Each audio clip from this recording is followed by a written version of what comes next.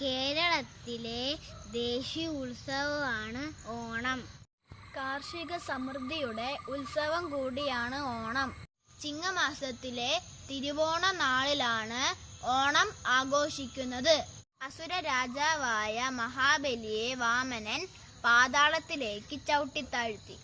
വർഷത്തിലൊരിക്കൽ തന്റെ പ്രജകളെ കാണാനുള്ള അനുമതിയും നൽകി. അങ്ങനെ മഹാബലി എല്ലാ വർഷവും തന്റെ പ്രജകളെ കാണാൻ എത്തുന്ന ദിവസമാണ് നമ്മൾ ഓണമായി ആഘോഷിക്കുന്നത്. എല്ലാവർക്കും എ ആൻഡ് എ വെറൈറ്റി മീഡിയയുടെ തിരുവോണ ദിന ആശംസകൾ.